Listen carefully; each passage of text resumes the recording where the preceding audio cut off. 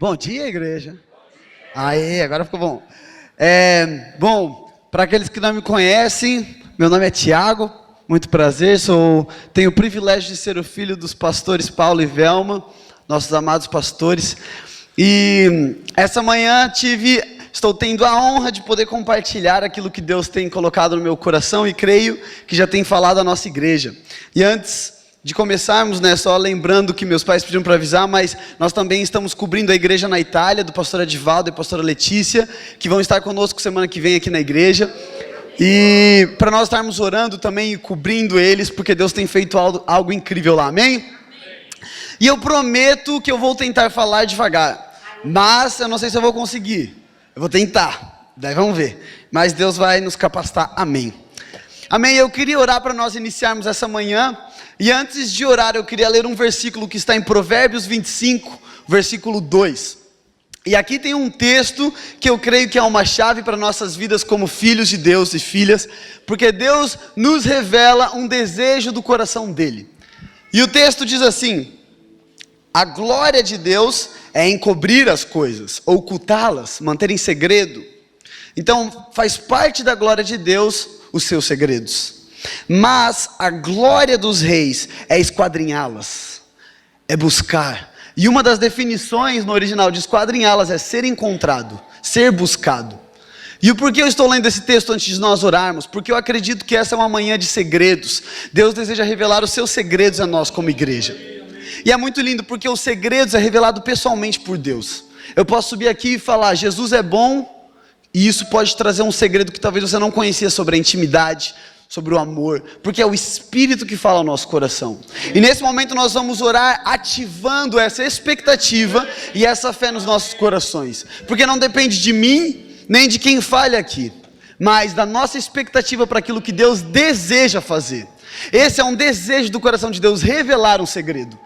Sabe que essa manhã, você não está aqui somente para estar em família, que é algo maravilhoso, e poder prestigiar a presença de Deus, mas Deus deseja te revelar algo. Amém.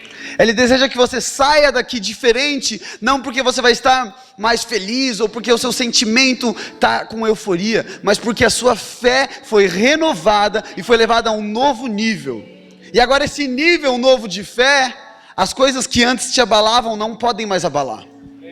E esse ano nós estamos vendo sobre sermos uma casa inabalável. E o que significa isso se não confiarmos totalmente no Senhor? Se não dependermos do que vemos ou sentimos, amém? Então eu gostaria de te convidar, você abrir as suas mãos no seu lugar, e eu vou fazer uma oração. E eu quero te encorajar, você ter fé nesse momento para ouvir essa oração, porque o Senhor vai revelar o coração dele a nós. Deus, muito obrigado pela tua presença primeiramente, Jesus. Obrigado porque o maior favor que nós temos é ter você. Obrigado porque o maior privilégio que nós temos é poder te conhecer e viver na tua presença. E não há nada que se compare à tua presença, nada que seja equivalente à sua presença. Jesus, a tua realidade é a nossa realidade. Deus, eu oro sobre todos os nossos corações que haja fé e expectativa para recebermos o segredo. Deus, não depende de mim, não depende da igreja em si, mas do nosso coração ansiando a tua presença e aquilo que o Senhor já deseja fazer em nós. Pai, ativa os nossos ouvidos de fé, os nossos olhos de fé, e que essa manhã seja uma manhã da tua glória, em nome de Jesus. Amém. Nós temos então falado sobre o batismo esse mês, o batismo no Espírito Santo. E dentro disso, o que Deus estava colocando no meu coração é sobre qual é a realidade que nós vivemos a partir de uma vida no Espírito, a partir do batismo no Espírito Santo. E eu quero começar fazendo uma pergunta. Se você tem um telefone ou alguma coisa que você possa escrever, eu quero te desafiar nesse momento a você pensar qual é a sua realidade. Eu não vou dar muitos exemplos aqui para não manipular a sua resposta, mas eu quero que você pense, qual é a sua realidade no sentido de aonde você está hoje, quem você é, o que você tem. E eu quero que você tente pensar durante 1 minuto, uns 2 minutos, tenta pensar sobre a sua realidade. Se você puder escrever, refletir um pouco sobre isso.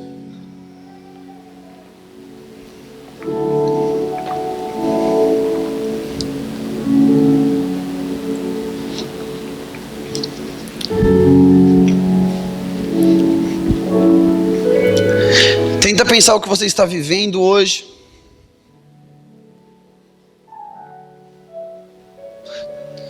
Talvez na sua mente está vindo problemas, dificuldades. Talvez na sua mente veio uma necessidade. Talvez na sua mente veio algo ruim sobre você mesmo. Você se considerou escravo de algo, talvez. E eu quero que a gente reflita sobre algo essa manhã. Que muitas vezes o que o padrão deste mundo vai fazer nós enxergarmos como a nossa realidade será ou coisas que nós estamos fazendo ou momentos que estamos vivendo, mas muitas vezes vai nos levar a ver algo ruim sobre nós. Muitas vezes vai atribuir a nossa realidade ao que está acontecendo momentaneamente. Mas o problema com isso é que se a nossa realidade é o que está acontecendo momentaneamente, e se assim fosse, Cristo, no momento em que ele está sendo levado à cruz, a sua realidade seria de morte. Paulo, no momento que está dentro de uma prisão, a sua realidade seria de uma pessoa presa. E agora olha que interessante, e eu sei que isso vai soar muito triunfalista a princípio, mas essa é a verdade, essa é a Bíblia. Mas a nossa realidade são todas as coisas que são boas. Olha que maravilhoso, Filipenses 4, versículo 8, Paulo diz: tudo que for bom, honroso, nobre, de boa fama, de louvor, nisso pensai. Agora eu te pergunto, o que é bom, honroso, de boa fama, merecedor de louvor, senão Jesus? Paulo estava nos revelando, pensem em Cristo o tempo todo. Mas por quê? Porque se a nossa mente está renovada com quem Cristo é, e nós estamos em Cristo, nós passamos a entender que quem nós somos é quem Cristo é. Assim sendo, a sua realidade não é o que você está vivendo hoje, o que você está vendo, ou aquilo que talvez você pensou sobre você.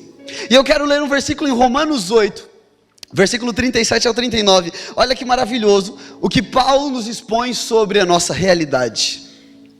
E diz assim, versículo 37, mas em todas as coisas somos mais do que vencedores, por meio daquele que nos amou, pois estou convencido de que nem a morte, nem vida, nem anjos, nem demônios, nem o presente, nem o futuro, nem quaisquer poderes, nem altura, nem profundidade, nem qualquer outra coisa na criação, será capaz de nos separar do amor de Deus, que está em Cristo Jesus o nosso Senhor. Sabe o que é um vencedor? É quem começa uma competição e vence. E acaba em primeiro. Sabe o que é um mais que vencedor? É quem antes de competir já é o vencedor. É aquele que antes da competição começar, já começa vencendo, já começa como vencedor. Não por aquilo que ele vai poder fazer, mas por aquilo que ele é em quem ele está, que é Cristo Jesus. Assim sendo, a nossa realidade, nós percebemos que existem duas realidades. A partir deste entendimento, nós percebemos que existe a realidade da terra e a realidade dos céus. E para isso, desde o princípio, Deus deixa isso claro. Eu quero ler Gênesis capítulo 1, versículos 6 a 8. E só para a gente entender, eu quero introduzir sobre as duas realidades, para então nós entendermos a vida na realidade do Espírito. E esse versículo, se puder projetar aqui, Gênesis 1, versículos 6 a 8. Está muito rápido. Tá, vou tentar ir um pouco mais lento. Desculpa, pessoal, eu falo isso para a Rafa. Se eu for lento, parece que o pensamento vai, e aí eu não vou conseguir chegar, e daí eu vou ficar confuso, aí eu vou esquecer o que eu queria falar, e daí eu vou ficar triste. Então eu penso que se for rápido, pelo menos vai tudo. Aleluia, glória a Deus. Olha que lindo o que Deus está nos revelando desde o princípio do mundo. A palavra diz assim: depois disse Deus, haja entre as águas um firmamento que separe águas de águas. Próximo, olha que interessante, ele está separando águas de águas. Mantém isso na sua cabeça, porque vai ser muito louco. Então Deus fez o firmamento e separou as águas que ficaram abaixo do firmamento das que ficaram por cima, e assim foi. Ao firmamento Deus chamou céu. Passaram-se manhã, a tarde e manhã, e esse foi o segundo dia. Então olha que loucura que Gênesis acabou de nos revelar. Deus separou águas de águas, e as águas de cima ele chamou de firmamento dos céus, e embaixo ficou o que era a realidade da terra. Mas aí eu estava refletindo, nós podemos ir muito mais fundo nisso, mas eu estava refletindo: peraí, Deus, as águas dos céus, cadê essas águas? Onde? Eu não estou vendo a água. E aí o Espírito Santo começou a ministrar ao meu coração: é impossível que sejam separadas as águas dos céus pelas águas da terra, se não for Deus que sustenta. E aí nós lembramos de Jó, quando Deus olha para Jó e fala: ah é, Jó, você estava lá onde tem os portões que seguram as águas de vir à terra, e ele começa a falar sobre a criação do mundo. E o que Deus começou a falar ao meu coração é que as duas realidades, elas estão acontecendo paralela, mas a realidade do céu é impossível para nós. É impossível nós entendermos, e o homem, durante a trajetória da Terra, tentou fazer isso. Primeiro, Newton traz a lei da gravidade, e ele diz que existe a gravidade e tudo mais. Então, depois de alguns anos, Einstein vem, e ele derruba a lei da gravidade, trazendo a teoria do espaço-tempo, onde ele diz que as coisas são seguradas. Eu não vou muito fundo nisso, porque eu também não sei, mas eu sei um pouquinho só. Mas, resumidamente, Einstein, ele vai contra Newton, e pela física ele mostra que na verdade existe uma outra teoria chamada do espaço-tempo, que é o que segura as coisas. E no final, sabe o que tudo isso é? Loucura. Porque a verdadeira sabedoria é: a mão de Deus está sustentando as coisas. E olha que interessante, quando nós vivemos pela realidade dos céus, e nós estamos lá, nós não estamos vendo o que está ao nosso redor, nós estamos vendo o todo. Nós conseguimos enxergar o final antes dele acontecer. E aí nós vivemos como mais que vencedores, porque entendemos que o final é melhor que o início. E aí nós não estamos acorrentados ao momento. E olha que interessante, quando nós vivemos pela realidade dos céus, e você está enfrentando uma dificuldade financeira, a realidade dos céus te diz que esse não é o final. Te diz que não, a dificuldade não te prende. E então você começa a viver a sua vida não mais como alguém que não tem aquilo, mas como alguém que já tem tudo em Cristo, porque você já sabe o final. E isso nós percebemos desde o Antigo Testamento. Agora, tudo isso que eu estou falando é loucura, com certeza. Mas aí nós temos 1 Coríntios capítulo 1, versículo 25, não precisa abrir, eu vou ler. Porque a loucura de Deus é mais sábia que a sabedoria humana, e a fraqueza de Deus é mais forte que a força humana. Resumindo, a sabedoria do homem é loucura, e a sabedoria de Deus é loucura para nós. Aquilo que é sábio para a gente é louco para Deus. E eu quero que a gente tente imaginar, tenha uma imagem disso. Pensa você andando na rua e de repente do outro lado da rua tem um cara todo descabelado, com roupa rasgada, falando sozinho, e ele anda no meio da rua e os carros passam e ele grita com as pessoas. E você olha e pensa: meu Deus, que cara louco, o que ele está fazendo? Por que ele está agindo assim? É assim que acontece quando nós agimos sabiamente pelo homem. Nós nos tornamos como uma pessoa louca que não faz sentido.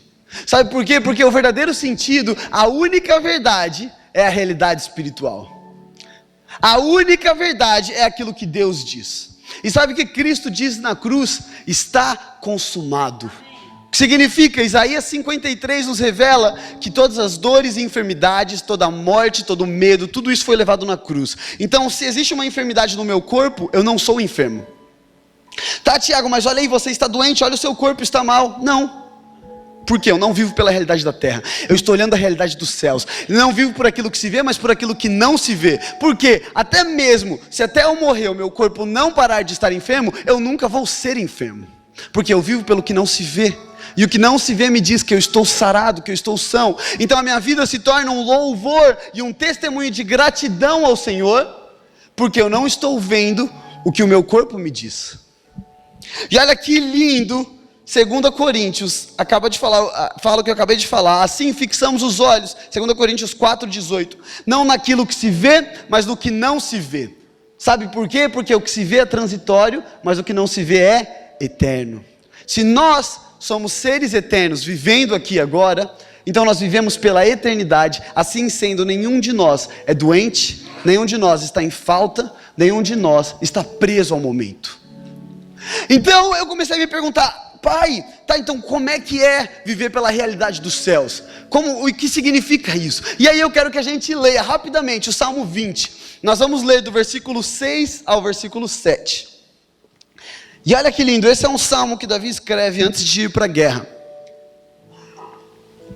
Tá muito rápido ou consegui? Não, tá muito rápido, né? Tá bom, em nome de Jesus, amém. Deus, que haja interpretação nos corações, se for muito rápido, amém.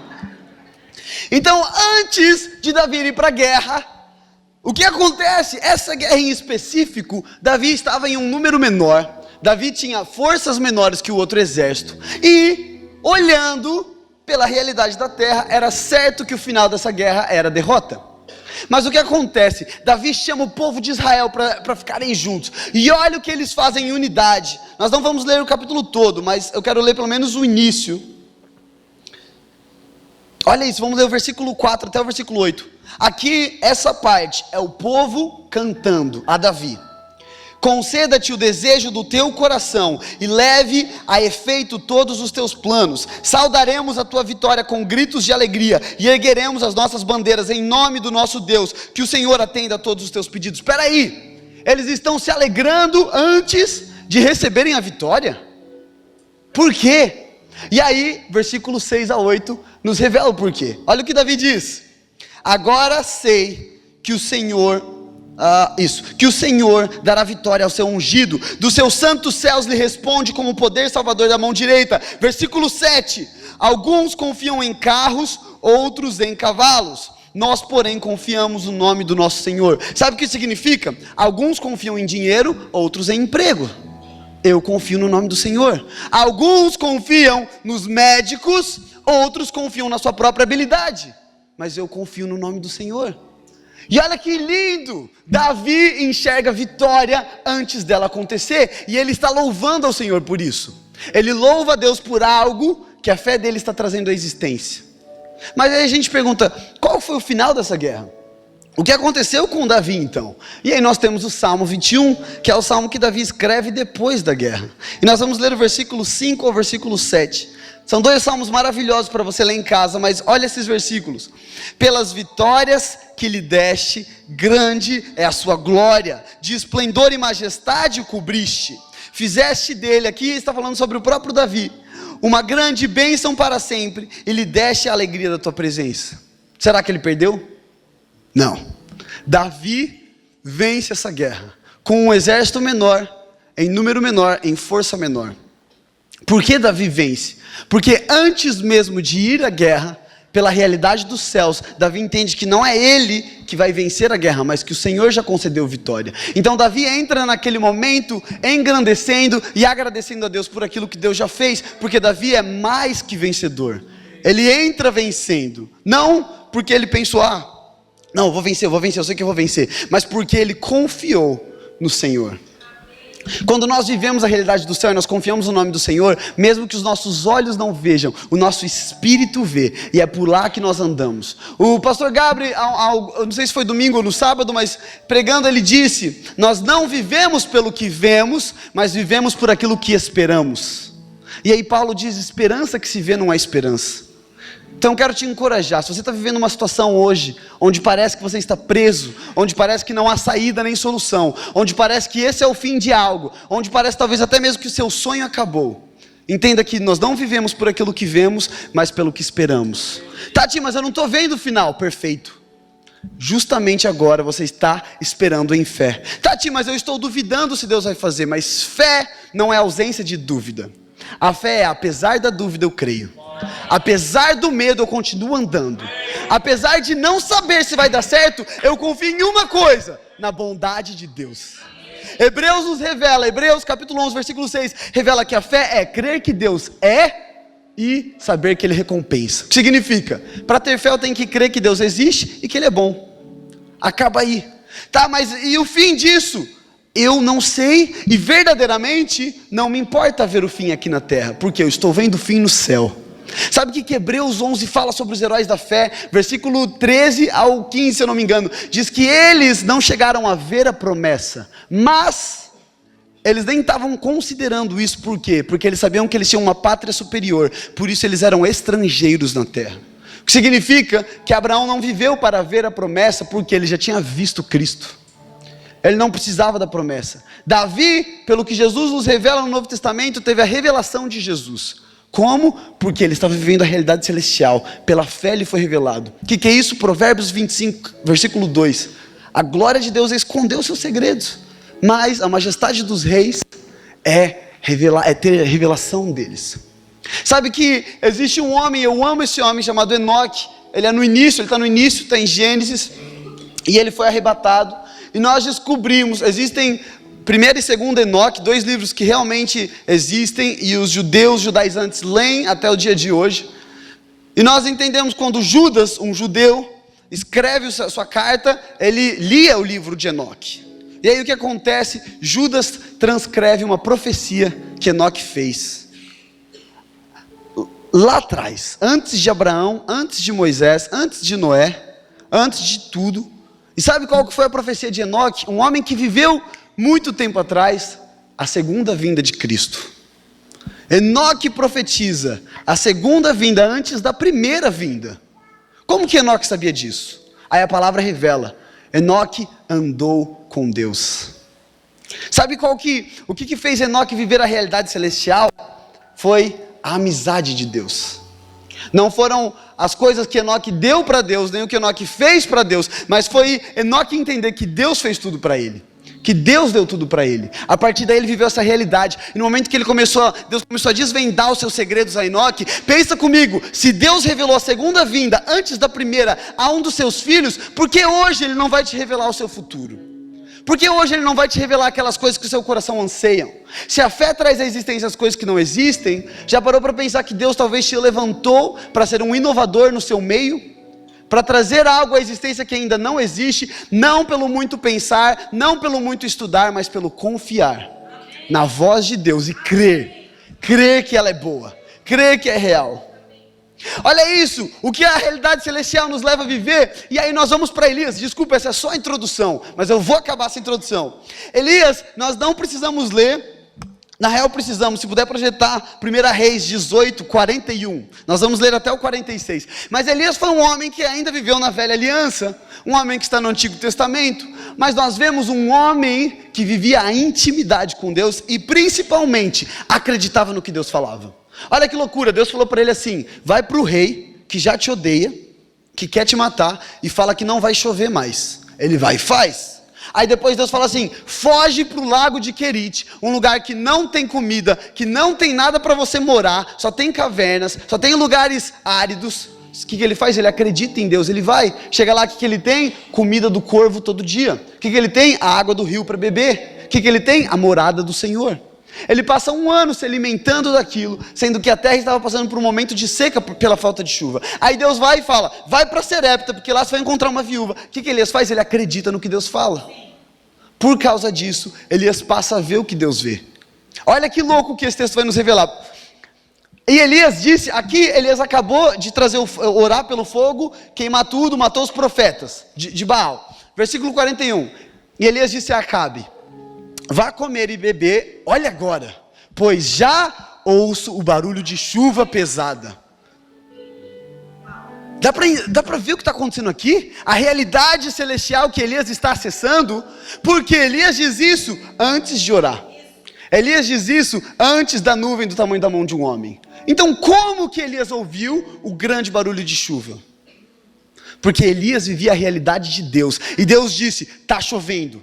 Deus, eu não estou vendo, mas eu creio. Acabe, vai, porque eu ouço a chuva. Vamos continuar. Então Acabe foi comer e beber, mas Elias subiu até o alto do Carmelo, dobrou-se até o chão, olha que lindo, e pôs o rosto entre os joelhos. Continuando: vá e olhe na direção do mar, disse a seu servo. E ele foi e olhou, não há nada lá. Elias não viu o que ele tinha ouvido no Espírito. Talvez isso está acontecendo com você hoje. Talvez Deus olhou para você e falou: você é santo, você é puro. E daí você fala: tá, então eu vou ver a santidade. Pecado. Tá, então cadê a pureza? Estou vendo outra coisa. Tá, Deus, e cadê a promessa? Estou vendo outra coisa. Sabe o que Deus está falando? Creia e permaneça crendo. Porque olha isso, vamos lá, vamos continuar o texto. Eu já vou falar o que vai ser bacana. Vai e olha na direção do mar, não há nada lá. Disse ele 7 vezes, Elias mandou: volte para ver. Na 7ª vez o servo disse: uma nuvem tão pequena quanto a mão de um homem está se levantando do mar. Agora olha isso que Deus falou ao meu coração. A oração de Elias nunca saiu do coração dele. O único motivo de Elias ter perseverado durante todas as vezes sem ver é porque ele tinha ouvido. Deus falou: vai chover. Ele entendia que ia chover. E a oração dele não foi o coração do homem tentando convencer Deus algo. Foi o coração de Deus dizendo ao homem o que aconteceria, e o homem trazendo a existência pela fé. E sabe por que Elias conseguiu perseverar? Porque ele já tinha ouvido a palavra. Então até que ele visse, ele não pararia de orar. A oração de Elias não é a força dele tentando convencer a Deus a fazer algo. A oração de Elias é Elias permanecendo, crendo naquilo que Deus falou, e por isso ele não parou de pedir até que ele visse. Sabe o que significa na nossa vida? Que no momento em que Deus te fala algo, que Deus te revela algo, mas você não está vendo isso acontecer, você não para de permanecer crendo e orando e declarando até que aconteça. Porque essa oração não é uma persistência vinda da força do homem, mas essa oração é nós permanecendo crendo no que Deus falou. Se Deus disse que você é e você não vê, permaneça crendo e você verá. Se Deus disse que você vai ter e você não tem, permaneça crendo porque você terá. Mas sabe qual que é o final de tudo isso? Não é o que vai acontecer, não é a chuva, não é a nuvem, não são essas coisas. O final de tudo isso é que nesse processo Deus revela o seu próprio coração a nós. E é isso que é a beleza. É por isso que muitas vezes Deus não trouxe a existência ainda. Porque o que Ele vai te dar não se compara com o que Ele vai revelar. Sabe, eu e a Rafa temos vivido isso esses dias. Coisas que não têm acontecido quando nós oramos e declaramos. Porque Deus está revelando Ele mesmo a nós. E eu vou ser bem honesto, nós até falamos sobre isso, nós ganhamos um carro, esse ano nós ganhamos 2 carros do Senhor, graças a Deus, mas sendo extremamente honesto, eles não se comparam com o tempo em que Deus foi gerando no nosso coração a sua revelação até que isso acontecesse. Porque nas 2 vezes Deus falou, vou te dar um carro, nós cremos e permanecemos. A primeira vez passaram 6 meses, a segunda eu nem lembro. Mas qual que foi o ponto de tudo? No final, eu ainda lembro, quando Deus nos deu o carro, eu lembro, eu falei, Deus, verdadeiramente, foi bem melhor o tempo que nós passamos do que esse carro. É uma glória e ele vai ser usado para o teu reino, mas não se compara. E olha algo que Deus está falando no meu coração, quando Jesus vai falar sobre o reino de Deus, ele compara com um banquete. E aí ele chama todo mundo e ninguém pode ir, por quê? Acabei de casar, comprei uma terra nova, todo mundo com várias desculpas. Aí ele fala, chama então os mancos, aleijados e tal. Eles vêm, ele dá uma nova veste e ele dá comida. Sabe o que é o favor do Senhor? Não é a comida, nem a roupa real. É você poder sentar à mesa com Ele. Só que sabe qual que é o resultado de viver o favor do Senhor, que é estar com Jesus? Comida e roupa real. Então isso não é mais a motivação, isso não é o fim. Isso é só um resultado. Eu nem ligo, entendeu? Nem é isso que eu quero. Mas, pela bondade, eu recebo. E sabe por que isso é lindo? Nós entendemos que o favor é a presença de Cristo. Porque quando eu não vejo isso aqui na terra, eu estou vendo isso no céu. Amém. Eu não vou falar sobre isso hoje, mas rapidamente, só jogar isso aqui que é uma delícia. Quando Jesus está no deserto, por 40 dias jejuando, ele teve necessidade. Porque ele não tinha comida para comer. E aí o que Satanás faz? Satanás vem e tenta a identidade de Deus Pai para Jesus. Porque ele fala assim, se você é filho de Deus, manda essa pedra se tornar em pão. Sabe o que ele está falando? Se Deus é um bom pai mesmo, por que ele não está trazendo à existência essa pedra em pão? Por que você está passando necessidade? Se Deus é teu pai, se Deus é tão bom, por que existe necessidade? E aí sabe o que Jesus fala? Eu não estou passando necessidade nenhuma. Por quê? Não só de pão viverá o homem, mas de tudo aquilo que vier da boca de Deus. O que veio da boca de Deus no deserto para o povo? O maná. Sabe o que Jesus está falando? O meu alimento não está nessa terra. É impossível para alguém passar 40 dias no deserto jejuando e continuar forte e vivo como eu estou. Sabe por que quem me sustentou nesse tempo? A realidade dos céus. Eu estou comendo o alimento que é o meu Deus. Quem que é o pão da vida? O próprio Cristo. Agora olha isso que Satanás estava tentando Jesus. Ele estava falando assim, ó, o que é a rocha? A rocha é Jesus Cristo. Ele estava falando assim, só Jesus não é o suficiente, você precisa ver. Você precisa tocar. Aí sabe o que Jesus fala? Bem-aventurado aqueles que creram sem ver. Eu não vou entrar muito nisso, mas é muito legal, porque nós entendemos que nós temos tudo, não por ver as coisas na terra, mas porque nós temos Jesus. Tá, a última coisa da introdução, essa é a última. Eu só quero falar rapidamente, Eliseu, foi o pastor Paulo pregou domingo passado isso aqui. Quando Eliseu, olha que legal. Eu não lembro o capítulo que está, mas tem um rei tentando atacar o povo de Israel, ou de Judá, não lembro também. E aí Eliseu tem a revelação de Deus do que o exército inimigo vai fazer. E aí olha que louco, eles fazem uma emboscada, e Deus fala, Eliseu, tem emboscada ali. O povo vai lá e destrói a emboscada. Aí outra, destrói a emboscada. Aí o rei chama o exército e fala, quem aqui é o X9? Quem aqui está me traindo? Quem aqui está passando informação para Israel? Aí sabe o que os soldados falam? Rei, ninguém. Mas é que tem um cara lá chamado Eliseu, e Deus diz tudo para ele antes de acontecer. E aí o rei fala, então vamos matar esse cara, vamos levar o exército lá e vamos destruir. Sabe, talvez o que você está vivendo é justamente isso, você está se sentindo perseguido, talvez pelas pessoas, talvez pela sua própria alma, pelos seus próprios sentimentos, talvez por pensamentos, talvez pela sua família, eu não sei, mas talvez existe algo que está te cercando hoje. E aí, como o pastor Paulo trouxe domingo passado, o exército cerca a cidade, o servo de Eliseu olha e fala, meu Deus do céu, estamos ferrados, olha quantas carruagens, olha o tamanho do exército inimigo. E aí eu imagino Eliseu, aquele cara que assim, eu fico imaginando isso, ele mais velhinho ali, um pouquinho caduca já assim, tranquilo, e aí ele sentado na cadeirinha, tomando chá, com o olhinho bem fechadinho assim, falando assim. E aí o servo fala, meu Deus, a gente está ferrado. Aí ele fala, Deus, abra os olhos desse servo. Estou parafraseando aqui, né? Sentadinho com a sua bengala, tipo o Yoda, como se ele fosse um Yoda. E aí o servo sai da casa, e quando o servo olha, tem o quê? Carruagens de fogo, milhares. E aí ele começa a comemorar, ele olha para o rei e fala, brincadeira. Ele fala, quero ver você me pegar agora, e ele começa a zoar, e aí o que acontece? O exército do inimigo se automata. E o que significa isso? Eliseu vivia pela realidade celestial, e através da fé, ele trazia a existência. Sabe quando Jesus fala, tudo que será ligado no céu, será ligado na terra e vice-versa? É isso. É quando pela fé nós recebemos a revelação de Deus, do que é, e aí nós ligamos ou nós desligamos. Existe uma doença no seu corpo? Vamos desligar. Existe uma falta aparente? Nós vamos desligar. O seu coração está te encurralando e te destruindo? Nós vamos desligar. Mas o que nós ligamos na terra é tudo aquilo que Deus fala. A palavra diz que os pensamentos de Deus são mais altos que os céus. Se você não sabe o que Deus pensa sobre você, lembre que tudo de bom que você pensa sobre você, Ele pensa 60 mil vezes mais. E aí, se você acredita nisso, você se torna isso. Olha que legal, tá? Então até aí nós entendemos que a realidade dos céus é algo que não se amolda ao momento e que transforma a realidade da terra. Então nós vamos lá para o livro de Colossenses. Colossenses capítulo 1, nós vamos ler alguns versículos. E ligeiramente eu vou falar um pouco sobre a igreja de Colosso, só porque isso vai fazer todo sentido. Mas a cidade de Colosso, ela está sitiada, né? Ela está ali na região da Ásia Menor. E o que significa isso? Que ela está a 160 quilômetros da cidade de Éfeso. Agora, Colossenses, ela era uma cidade... Colosso era uma cidade tão pequena, então, eu vou usar essa palavra, infame, que ela nem aparece em Atos. Ela nem foi um roteiro que Paulo chegou a considerar. Ela nem foi um lugar onde Paulo pensa, não, esse lugar aqui vai ter influência, então eu preciso ir lá. Então nós entendemos uma coisa, Paulo nunca foi para Colosso, e Paulo não iniciou a igreja de Colosso. Na verdade, na vida de Paulo, ele nunca chegou a conhecer a igreja de Colosso. Porque Paulo escreve essa carta na prisão de Roma, na Itália, e ele morre lá. Ele nunca chegou a ir à igreja de Colosso. Olha que interessante, porque Paulo... esse homem que dedica a sua vida ao reino e que entende que existem os lugares estratégicos para ele trazer o reino de Deus, por que ele escreveria uma carta a uma igreja de uma cidade tão pequena que ele nunca chegou aí e que ele não fundou? E aí nós vamos entender como a igreja de Colosso começou. Quando Paulo está em Éfeso, isso está em Atos 18 e 19, se eu não me engano. Quando Paulo está em Éfeso, acontece um grande rebuliço.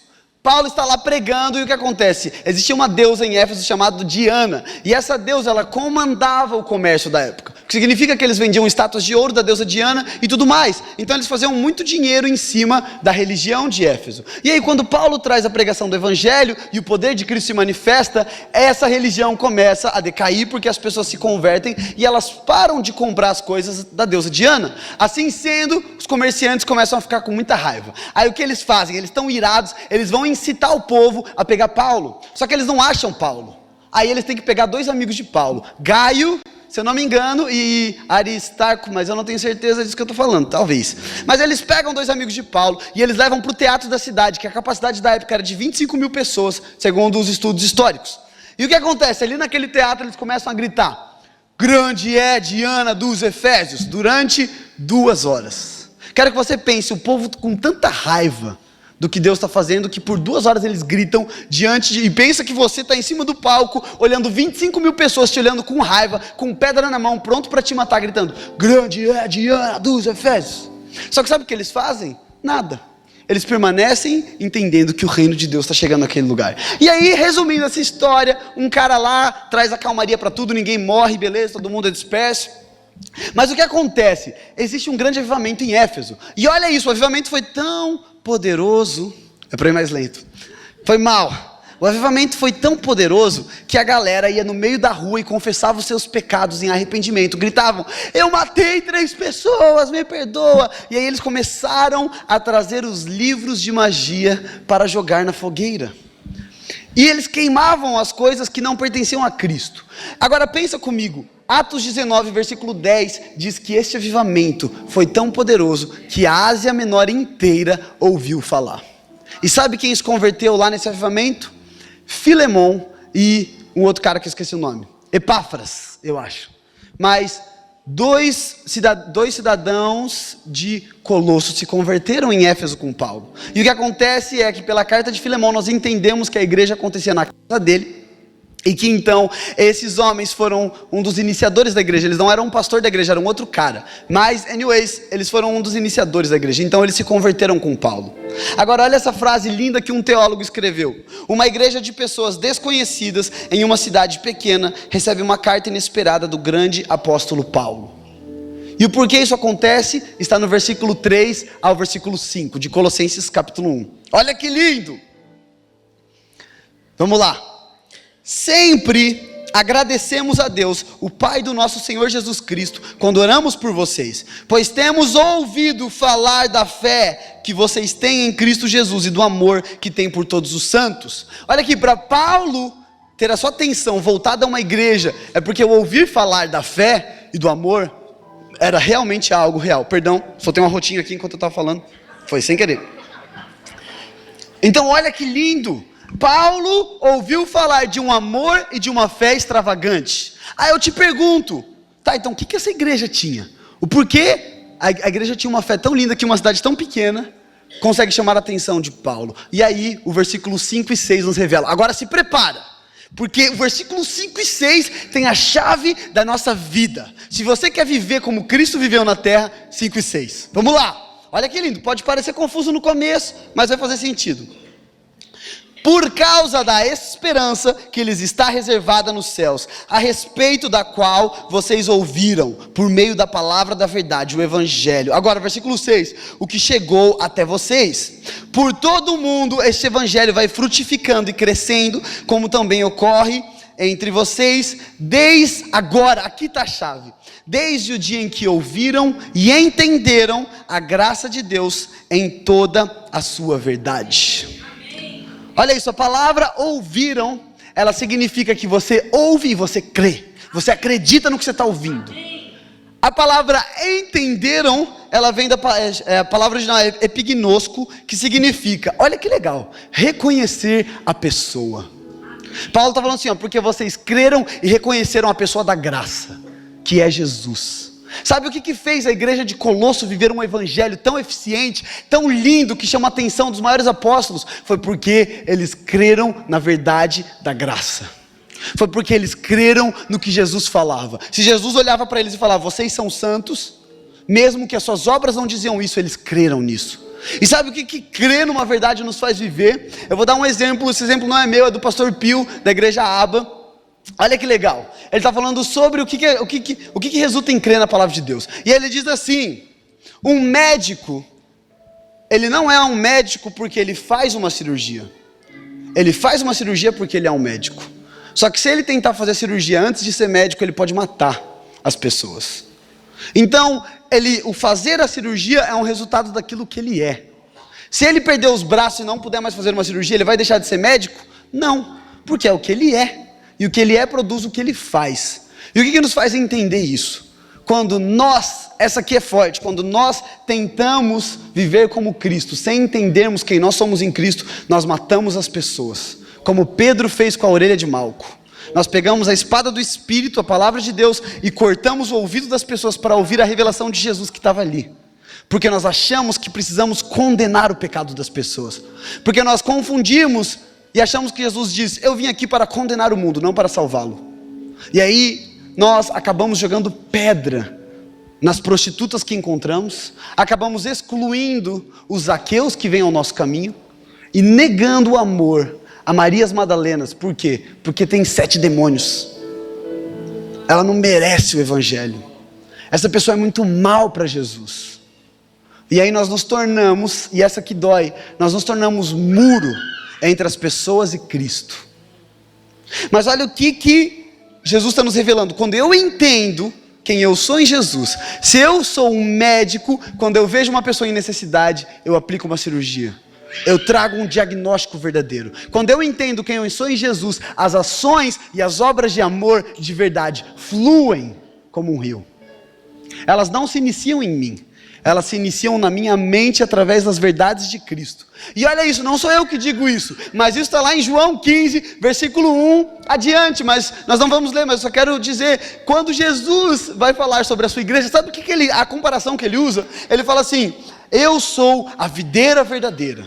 Então nós temos aqui uma árvore, e ele diz, meu pai é o agricultor. Então nós sabemos quem diz, quem nos poda, não sou eu que tenho que podar o meu irmão, que eu vejo algo, mas é o próprio pai que faz isso em nós. Só que daí o que ele fala? Aquele que permanece em mim dá fruto. Ele não está falando assim, aquele que é enxertado vai ter fruto na hora. Sabe o que isso nos revela? Que Deus está falando assim, a permanência gera o fruto do Espírito em você. Não são as suas obras ou o seu esforço, mas é você permanecer crendo que só pode vir dele, que só pode ele fazer. E olha aqui, isso é muito prático, eu vou dar um exemplo, me perdoe paizão, vou te usar nesse exemplo agora, e meu coração é teu, mas eu vou ter que falar isso. Mas eu acredito que todos nós aqui nessa casa, temos ou um pai, ou uma mãe, ou um avô, uma avó, alguém que você cresceu, que fazia alguma coisa que você não gostava, né? Tipo barulho de boca na mesa, TV muito alta, e outras coisas, né? E aí meu lindo pai, toda vez que ele ia comer bergamota, e ele estava ali com ele faz assim, ele leva uma sacolinha bem fofa, uma sacolinha para a sala, várias bergamotas, vai descascando e joga na sacolinha. Só que daí quando ele acaba de comer bergamota, sabe o que ele faz? Pega a sacolinha e faz.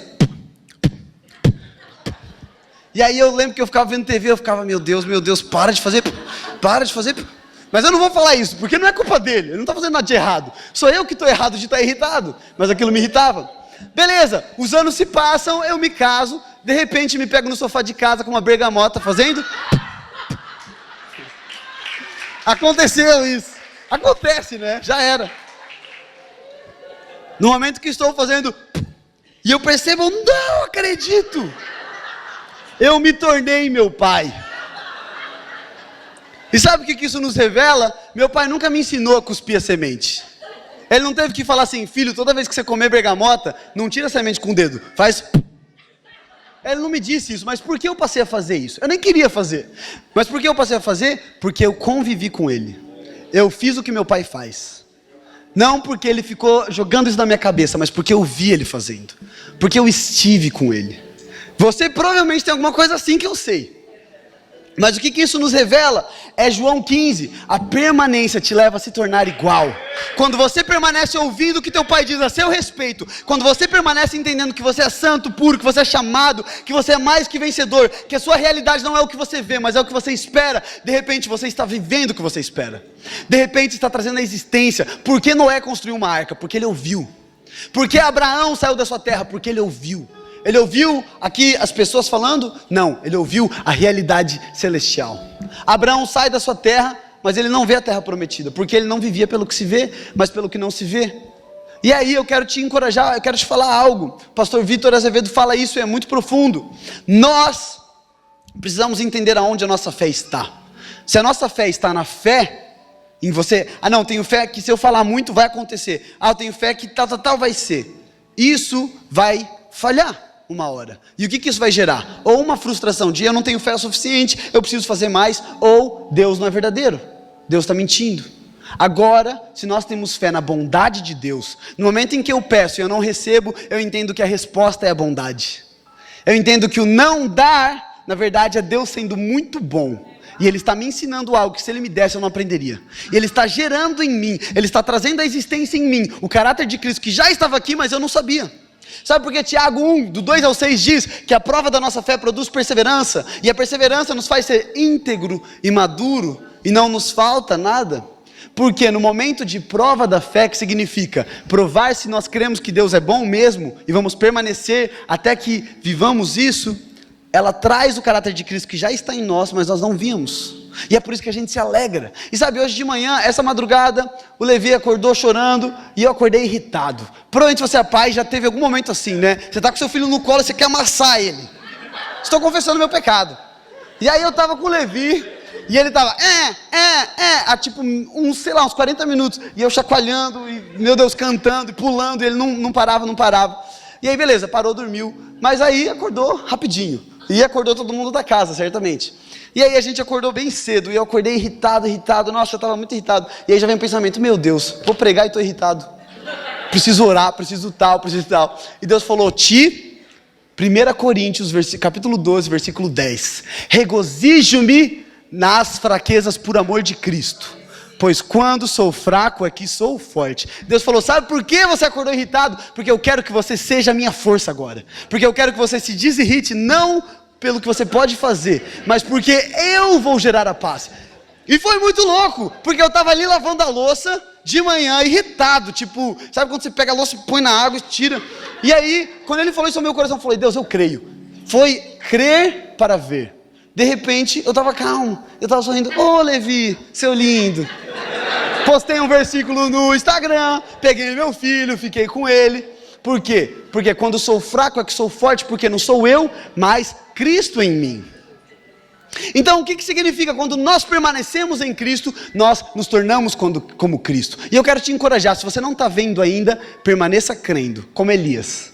Elias permaneceu crendo. Vamos continuar. Olha que legal, a gente está no Colossenses capítulo 1 ainda, e vamos prosseguindo. Versículo 10 e 11, Paulo nos revela o que é uma igreja que acredita nas realidades celestiais. Mas olha como isso seria difícil de ser vivido. Vamos lá, não vou falar muito para não dar spoiler ainda. Versículo 10. Isso para que vocês vivam de maneira digna do Senhor. Primeiro fator, impossível. Vamos continuar. E em tudo possam agradá-lo. De novo, impossível, porque você vai pecar. Então como você vai agradar em tudo? Vamos continuar. Frutificando em toda boa obra, impossível, crescendo no conhecimento de Deus. Vamos prosseguindo, versículo 11. Sendo fortalecidos com todo o poder, de acordo com a força da sua glória, para que tenham toda a perseverança e paciência com alegria. Tá, então Deus, se existe um padrão impossível de humanidade para ser vivido, como nós vivemos? E aí nós vamos para o versículo 9, eu fiz de propósito, só para dar aquele, oh meu Deus, como que eu vou viver isso? Por essa razão, desde o dia em que o ouvimos, não deixamos de orar por vocês e de pedir que sejam cheios do pleno conhecimento da vontade de Deus, com toda a sabedoria e entendimento espiritual. Sabe como nós vamos viver o impossível? Quando nós estivermos cheios e plenos do conhecimento da vontade de Deus. Só que talvez no seu coração você pensou, putz, vontade de Deus vai ser difícil, eu vou ter que jejuar muito para descobrir. E meu Deus, vontade de Deus pode ser tanta coisa, meu Deus, eu já me movi tantas vezes achando que era vontade de Deus e não era, vontade de Deus, e aí, a Bíblia é simples, e Paulo nos revela a simplicidade de entendermos a vontade de Deus, e isso está lá em Romanos, capítulo 12, versículo 2, olha que lindo, o que Romanos 12, 2 fala, se puder projetar, não precisa projetar, não vos conformeis com o padrão deste mundo, mas transformai-vos pela renovação da vossa mente, para que experimentem e comprovem qual seja a boa, perfeita, agradável vontade de Deus. Sabe como nós descobrimos e vivemos a vontade de Deus? Tendo a nossa mente renovada pelas verdades de Cristo todos os momentos. Quando eu continuo ouvindo o que Cristo fala e não o que o mundo me mostra, então eu entendo que onde eu estou vivendo a vontade de Deus, porque eu passo a ter os desejos que Deus tem. Porque eu passo a querer algo que está no coração de Deus. Como que eu sei isso? Porque a minha mente renovada transforma as minhas vontades. E eu quero te encorajar a algo. Se você tem vontade de ter uma marca de roupa, se você tem vontade de ir para a Índia, se você tem vontade de falar chinês, entenda que o Espírito pode estar colocando essa vontade no seu coração, mas você só vai experimentar e comprovar como boa, perfeita e agradável essa vontade quando a sua mente estiver sendo renovada pelas verdades de Cristo. E você entender que é o que Deus está planejando. O conhecimento da vontade de Deus não vem por ler muito a Bíblia, não vem por orar muito, nem por vir para a igreja muito, nem por jejuar muito. Vem por crer no que Deus está falando. E é claro que isso vai englobar ler, orar, estar aqui, jejuar, mas não é isso que te faz ter a revelação. Nós não confiamos no jejum para ter a revelação de Deus. Nós não confiamos na palavra para ter a revelação de Deus. Nós confiamos em Deus. E em Deus nós temos a palavra, e em Deus nós temos o jejum, e em Deus nós temos tudo. E a partir dele, a nossa mente renovada, nós passamos a caminhar como vontade de Deus. A gente vai mais fundo nisso, porque Paulo é o homem que a sua mente renovada viveu. Já estou acabando, mas vamos lá para versículo 13 e 14 de Colossenses 1, ainda estamos lá. Como viveremos a realidade celestial? E ele revela: pois ele nos resgatou do domínio das trevas e nos transportou para o reino do seu Filho amado, em que temos a redenção, a saber o quê? O perdão dos pecados. Gente, essa é a notícia que deve nos motivar, que deve nos fazer levantar da cama todos os dias, desejando conhecer ainda mais a Cristo, porque Cristo não só nos deu a salvação eterna, mas Ele nos tornou inocente. E o pastor Gabriel trouxe um exemplo ontem que, nossa, queimou meu coração. Eu vou tentar falar rapidamente, mas um homem que paga a sua pena numa cadeia, porque cometeu um crime, quando ele sai de lá, ele ainda é culpado daquilo que ele fez. A cadeia não tirou a culpa dele, o tornou naquele momento não mais merecedor daquela pena, porque ele já recebeu, mas ele ainda é culpado pelo que ele fez. Somente Cristo tira a culpa. Somente Cristo pega um assassino e torna ele um inocente, alguém que não é mais assassino. Sabe por quê? Porque nós passamos a ser o que Cristo é. Cristo é assassino? Ele assassinou a morte, mas ele não é um assassino. E aí eu me torno um assassino de morte. Olha que lindo, quando Jesus ressuscita, eu não quero ficar muito nisso também, mas rapidamente, é o Bill Johnson que fala isso, é muito maravilhoso. Quando, no texto que Jesus ressuscita, Maria chega lá para encontrar Jesus, bom, não vou muito fundo nisso, mas de repente vem um anjo, e a palavra diz que ele senta em cima do túmulo. Sabe o que isso significa? Jesus fez um trono sobre a morte. Então, se você está vivendo uma situação de morte, entenda que é uma situação de trono de Deus. Se você está vivendo uma situação de, estou perdendo as coisas, então Deus está colocando o trono dele em um lugar onde não existia talvez a sua vida. E talvez só existe essa crise que você está passando agora, porque Deus está te convidando a carregar a sua cruz neste lugar. É impossível ameaçar um morto. Então, se algo nos ameaça, é porque aquilo ainda está vivo. É porque aquilo ainda tem um lugar na frente de Deus. E Deus gentilmente está falando: deixa eu ter o meu trono sobre esse lugar, que você vai perceber o que isso faz. Que você vai perceber qual é a realidade que você vai viver. Então, o que é real? Se nós acabamos de falar sobre a realidade dos céus e tudo mais, se nós acabamos de ouvir que nós somos o que Deus fala e tudo mais, o que é a realidade? E aí nós temos os versículos 15 ao 20. E agora, eu quero que você se prepare. Se você tem sua Bíblia e você puder abrir, nós vamos tentar ler isso juntos. Não, talvez vai dar muita bagunça, né? Vamos fazer assim, todo mundo que tem NVI lê junto. Eu não quero excluir ninguém, mas é a versão que está aqui comigo. Foi mal, galera. Melhor, vamos ler do telão. Olha aí, trazendo a existência que não existe, mas já existe. Então põe ali, versículo 15. Nós vamos ler do 15 ao 20. Mas eu não quero que você só, BDB. Não, é ler entendendo, recebendo essa palavra. Você está declarando em fé sobre a sua própria vida. Amém? Olha que lindo. Eu vou ler fora do microfone para não ter discrepância de volume. 1, 2, 3 e... Ele é a imagem invisível, o primogênito sobre toda a criação, pois nele foram criadas todas as coisas, nos céus e na terra, as visíveis e as invisíveis, sejam tronos, sejam soberanias, poderes ou autoridades, todas as coisas foram criadas por ele. Ele é antes de todas as coisas, e nele tudo subsiste. Ele é a cabeça do corpo, que é a igreja. É o princípio e o primogênito dentre os mortos, para quem tudo tenham a supremacia, pois foi do agrado de Deus que nele habitasse toda a plenitude, e por meio dele reconciliasse consigo todas as coisas, tanto as que estão na terra, quanto as que estão nos céus, estabelecendo a paz pelo seu sangue derramado na cruz. Meu Deus, glória a Deus, vamos aplaudir ao Senhor Jesus.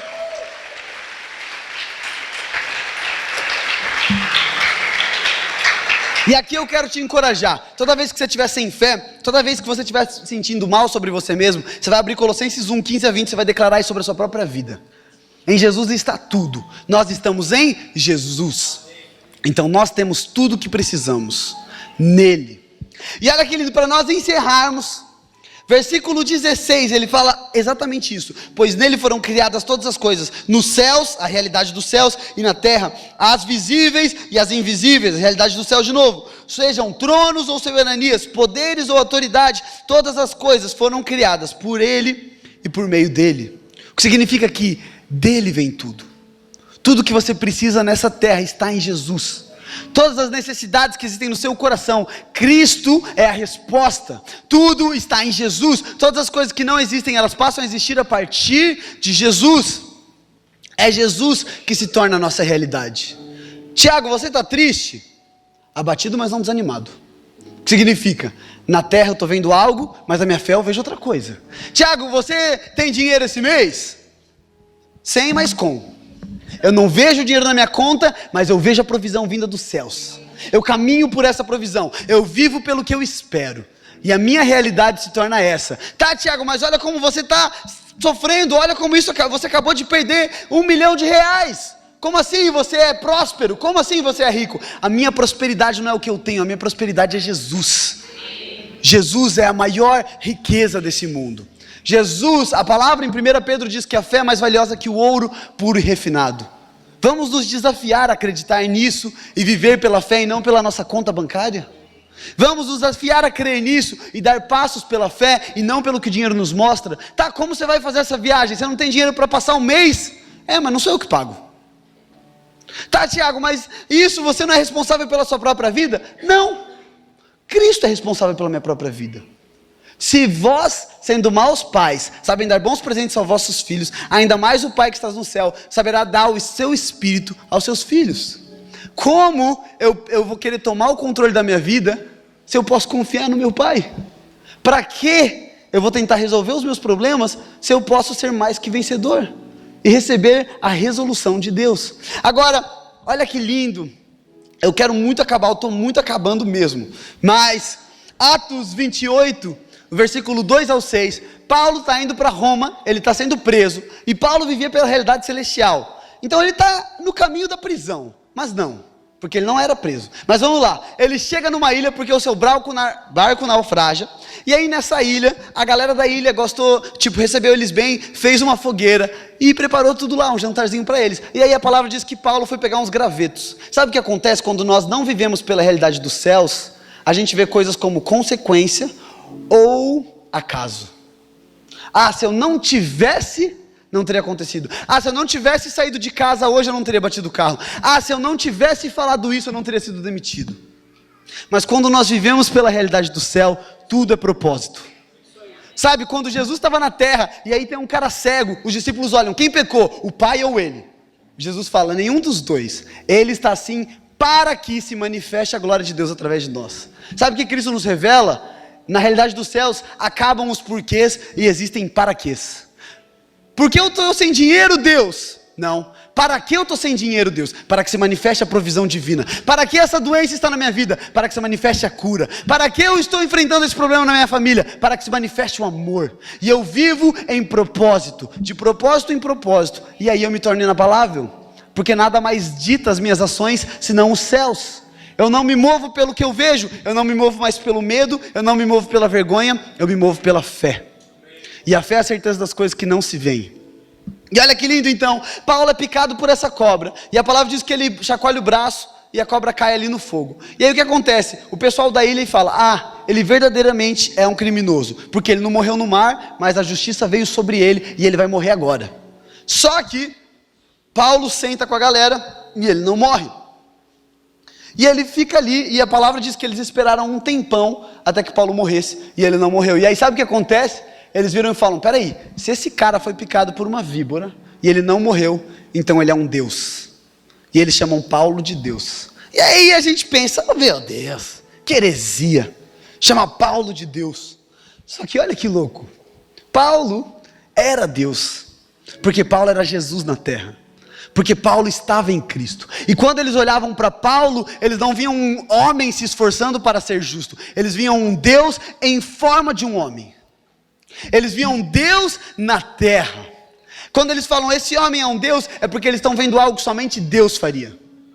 Paulo nunca poderia ter feito isso por si mesmo, mas Cristo em Paulo faz isso. E sabe o que significa? Paulo se torna um testemunho vivo do amor, poder e graça de Deus. E é por isso que Paulo fala, sejam meus imitadores, porque eu sou imitador de Cristo. Porque Paulo pede para ser imitado? Porque ele era perfeito? É porque ele estava em Cristo, e estando em Cristo ele é perfeito. E Paulo fala, me imitem no fator de crer em tudo que Deus fala a seu respeito, mesmo que você não veja. E olha que lindo, para acabar mesmo, se a banda já quiser subir, pode subir. Porque quando a banda sobe, a gente já tá acabando. Mas está acabando mesmo. E olha que lindo, quando Paulo e Silas estão em Filipos, na cidade de Filipos, que ele vai escrever a carta aos Filipenses depois, eles estão ali trazendo o reino de Deus, pregando o evangelho. O que acontece? Eles são presos por causa disso. E na prisão então, Paulo e Silas começam a adorar ao Senhor. Peraí, porque um cara que acabou de ser açoitado, machucado, humilhado diante de todos, não só isso, ele está preso num buraco, numa pedra, super frio, super ruim, por que ele está louvando a Deus? O que tem para louvar nessa situação? Os olhos de Paulo não viam o que estava acontecendo. E olha que louco, enquanto eles louvavam, as grades das prisões caem. Só que daí tem um carcereiro que está cuidando da prisão, e a palavra diz que ele pega uma espada para se matar, porque ele tem medo que todo mundo vai ter fugido. Mas a galera está ali dentro ainda. E aí Paulo fala, ei, não se mate. E aí Paulo vem e Paulo revela a verdade a esse homem e a sua família são entregues a Cristo, eles se convertem. E a palavra diz que Paulo vai jantar na casa desse cara. Então olha que louco, Paulo saiu daquela prisão, foi até a casa do carcereiro e jantou. Mas depois do jantar, sabe o que Paulo fez? Voltou para a prisão. E ele fecha a grade, e ele põe a corrente, e ele fica lá até o dia seguinte. Que estranho. Olha que louco. Paulo, e aí no dia seguinte eles são libertos. Paulo nunca esteve preso. Porque se Paulo estivesse preso, quando as correntes caíssem, ele fugia. Se aquela fosse a realidade de Paulo, no momento em que ele visse uma chance de escapar, ele sairia. Mas Paulo esteve liberto dentro da prisão. E sabe quem estava preso naquele lugar? Esse é Levi, meu filho, lindão. Sabe quem estava preso dentro daquele lugar? O carcereiro. Porque quando uma situação fica ruim, ele pensa que a única saída é a morte. E talvez você esteja vivendo esse momento de carcereiro hoje. Você está diante de uma situação que aparentemente é uma desgraça.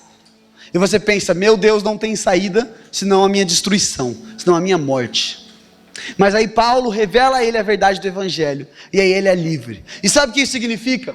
Paulo tinha a mente de Cristo. Ele tinha uma mente renovada por Cristo, a ponto dos seus pensamentos não serem pensamentos sobre essa terra. E olha que lindo, quando Paulo está preso em Roma, ele fica numa prisão domiciliar, com os guardas vigiando. E eu acredito que pode ter vindo um pensamento ao coração dele, peraí, eu lembro de Filipos, eu louvei, eu orei, a grade se abriu, eu estava livre. Eu acho que eu vou fazer a mesma coisa, eu vou trazer a existência à minha liberdade, eu estou aqui em Roma para pregar o evangelho. Eu estou imaginando, não estou dizendo que isso aconteceu, mas vamos supor. E aí de repente ele ora, ele louva e nada acontece. Ele ora, ele louva e nada acontece. Se ele tivesse a fé na fé, se ele cresce no que poderia ser acontecido através daquilo que ele fazia, então ali Paulo se frustraria, e aí nós teríamos uma carta, Deus, por que me abandonaste? Deus, por que me deixaste aqui? Eu o servi com intensidade de coração, eu dei toda a minha vida ao Senhor, e agora não me libertas de uma prisão? E aí, pela mentalidade da terra, ele se sentiria preso, amargurado, e talvez é justamente os sentimentos que entraram no seu coração nesse ano. Talvez a amargura entrou porque você começou a se olhar dentro de uma prisão e falou, Deus, olha tudo que eu te dei até agora e você não está me respondendo, cadê a tua fidelidade? Se a tua palavra é verdade, por que eu não estou vendo? Mas aí, olha que lindo, por Paulo ter a sua mente renovada em Cristo, a sua prisão de Roma se torna o berço de 5 cartas do Novo Testamento. Filemão, 2 Timóteo, Colossenses, Efésios e mais uma que eu esqueci, mas são 5. Então, o momento de maior prisão natural de Paulo foi o momento de maior liberdade para o mundo. Hoje, eu e você recebemos da liberdade que Paulo trouxe lá na prisão. E o que eu quero te dizer com isso é que a realidade dos céus, ela não se amolda ao que ela vê, ela não se amolda ao que ela sente, ela não vê as coisas como um acidente ou uma consequência. A realidade dos céus não anda com medo, olhando para os lados, esperando que algo de ruim possa acontecer a qualquer momento. Mas a realidade dos céus vive propósito em todos os lugares, porque a realidade dele não é aquilo que ele está vendo, porque o deserto não é necessidade, a prisão ele não mantém ele preso, uma víbora não é a morte, Agora, e se Paulo morresse? Ele teria morrido? Não. Porque todos que estão em Cristo têm a vida eterna. É por isso que a gente vive não pelo que se vê, mas pelo que não se vê. É loucura viver dessa forma? É. Mas sabe o que é a loucura humana? É a sabedoria de Deus. Quando nós pedimos por sabedoria, Deus nos chama a loucura. E agora eu quero dizer algo que pode soar um pouco tenso, mas é bom. Mas muitas vezes a fé vai ser irresponsabilidade. Muitas vezes a fé, mas é irresponsável isso que você está fazendo. Mas é uma loucura, como assim? Você vai dar metade do seu salário em semeadura, sendo que você tem que pagar as contas do mês. Mas como assim? Você crê que você é algo que as suas ações não mostram. Isso é falta de caráter, isso é hipocrisia. Sabe por que a fé é responsabilidade? Porque quando nós vemos pelo padrão do mundo aquilo que é o padrão do céu, nós criticamos e julgamos, nós condenamos, nós não entendemos. Mas quando vivemos pelo padrão do céu, tudo aquilo que Deus nos diz, nós cremos. O que nós cremos, nós vemos. Eu faço porque eu sou. Eu digo porque eu creio. E aí, como já tem sido dito aqui, nós passamos a ter uma realidade vinda das palavras da fé. E o que eu quero fazer nesse momento, gostaria de convidar a ficar em pé comigo.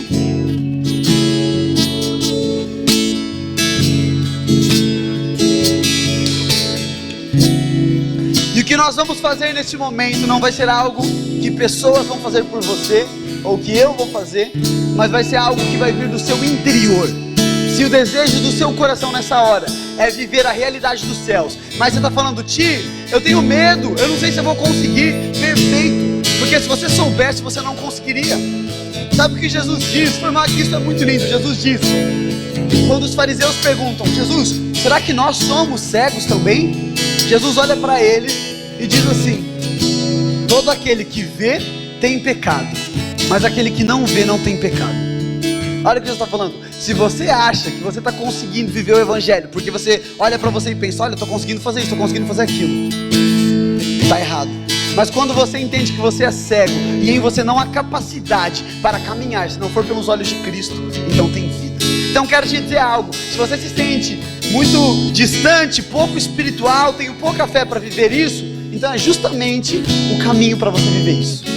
É você entender que não depende do que você tem, mas sim de somente crer no que Deus diz, naquilo que Deus é. Crer que Ele existe e crer que Ele é bom. E antes de nós orarmos, esse é o último exemplo que eu vou dar para nos fortalecer. Quando Pedro está no barco, existe uma tempestade e Jesus está andando longe.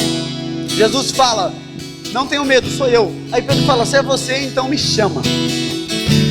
Pedro estava ouvindo pela fé a voz de Cristo. E o que o ouvido da fé de Pedro faz? Ele crê. Por ele crer, ele anda. Eu te pergunto, é possível andar sobre as águas? Não. Quando Deus te sustenta, é possível? Sim. Então Pedro está andando em fé naquilo que era impossível. Mas de repente, ele olha para o vento. De repente, ele olha para as ondas. O que ele faz? Ele volta para a realidade da terra. E o que a realidade da terra diz para ele? É impossível estar onde você está. E aí ele começa a afundar. Só que Deus é muito bom. E o que Deus faz? Por um grito de Pedro, por um lugar de quebrantamento, um lugar de necessidade, Pedro fala, Jesus, em uma forma de, eu não posso viver o impossível pela minha força, eu não sou capaz de caminhar sobre as águas. Por esse grito, Cristo não só traz Pedro para cima das águas, como ele leva Pedro de volta até o barco, mas a palavra diz que a tempestade só cessa quando eles entram no barco. Significa que durante todo o caminho Jesus continuou mostrando para Pedro, olha como é impossível, mas eu te sustento, eu pego na sua mão, eu te levo, eu te ensino, eu te mostro, eu sou a graça, eu revelo para você aquilo que você crê que não tem fé para crer. E aí Jesus leva Pedro de volta para o barco, andando sobre as águas. Pedro não volta nadando, Jesus não traz o barco, Jesus não faz a tempestade parar, Jesus não torna o mar em terra, mas ele continua no lugar de impossibilidade. Ele fala, Pedro, vem comigo. Talvez para alguns de nós essa manhã é isso. Você começou a afundar, você começou a crer nas verdades de Deus, mas de repente você voltou a olhar para o seu eu mentiroso, que não é a realidade verdadeira. Você começou a olhar para as coisas naturais, que não é a realidade verdadeira, e você falou, não dá, é impossível, eu nunca vou conseguir, não vai dar, esse emprego não vai dar, o dinheiro não vai dar, eu estou muito machucado interiormente, eu não consigo confiar nas pessoas, eu nunca vou ter um relacionamento, meu casamento nunca vai melhorar, as coisas nunca vão mudar na minha vida, olha quantos erros eu tenho, olha a minha realidade, e de repente você começou a afundar. E essa é uma manhã que Jesus está falando, grite, me chame, e receba não só o meu toque, como o meu sustento, e veja a sua realidade sendo transformada de caos para paz, através da minha palavra. O mundo era sem forma e vazio, até que Deus disse que haja luz. O seu casamento era sem forma e vazio, até que Deus disse que haja amor. A sua vida era sem propósito e sem entendimento, até que Deus diz que haja revelação. Essa é uma manhã dos segredos de Cristo, eu volto a falar isso. Deus está revelando ao seu coração e ao meu coração coisas que não conhecíamos, coisas que estavam ocultas, para que nós possamos caminhar numa nova fé, num novo entendimento, amém?